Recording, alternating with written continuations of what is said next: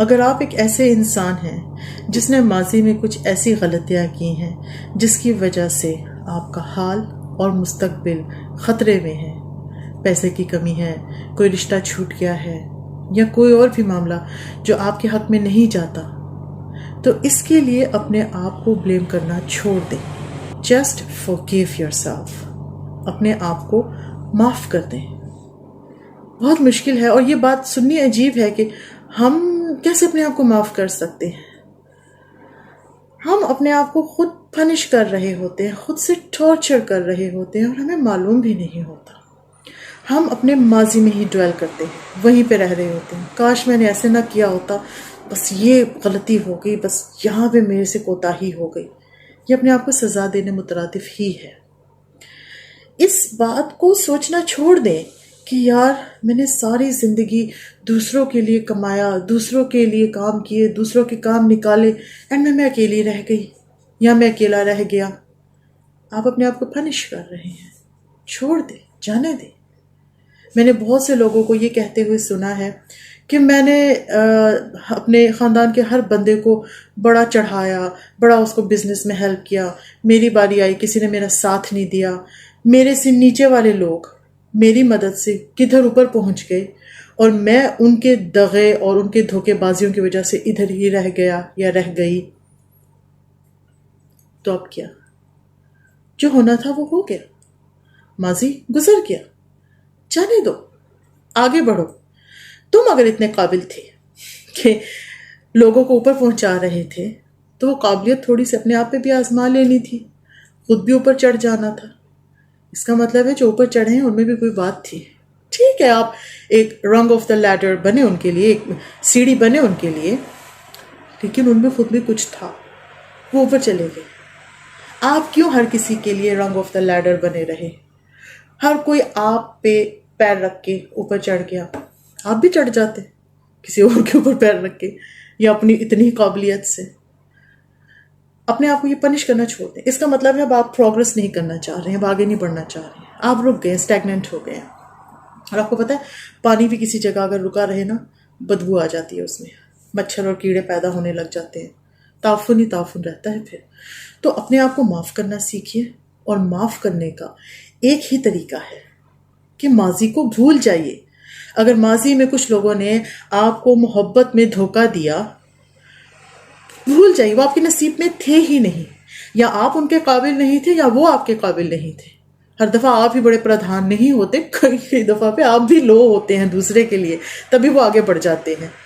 اگر آپ کے کیس میں ہر دفعہ آپ ہی لو جا رہے ہیں، بزنس میں آپ نیچے گئے، کوئی جاب ہے آپ کو چھوڑنی پڑی، کوئی محبت ہے جو آپ کو چھوڑ کے چلی گئی، دغا دے دیا، بزنس پارٹنر نے دھوکہ دے دیا، اس کا مطلب ہے پرابلم آپ میں تھا.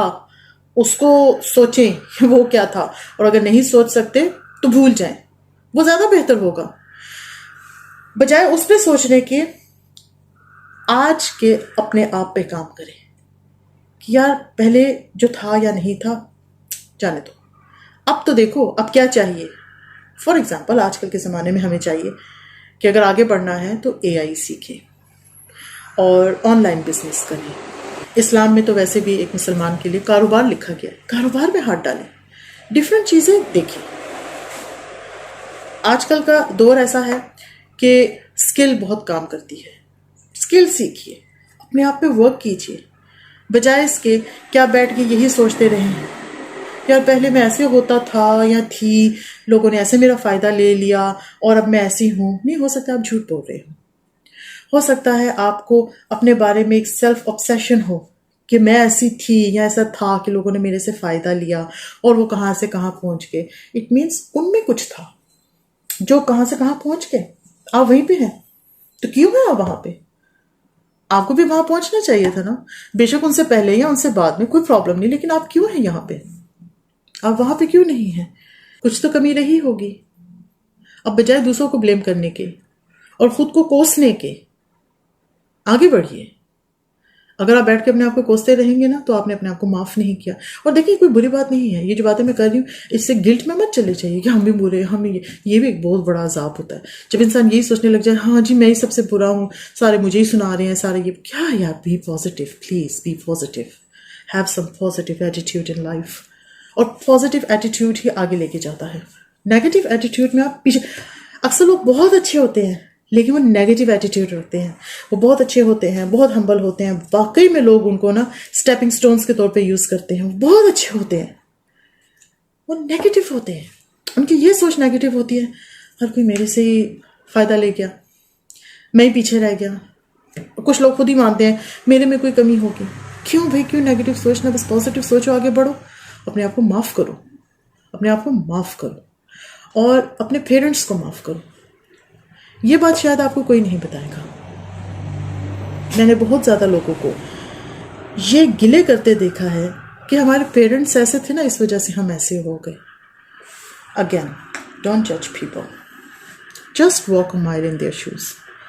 آپ کے پیرنٹ اگر ایگریسو تھے تو ان کی لائف کے کوئی پرابلمس رہے ہوں گے, ان کے کوئی میڈیکل پرابلمس رہے ہوں گے, ان کے کوئی فیملی میں ایشوز ہوں گے, کوئی سوشل پرابلمس ہوں گے.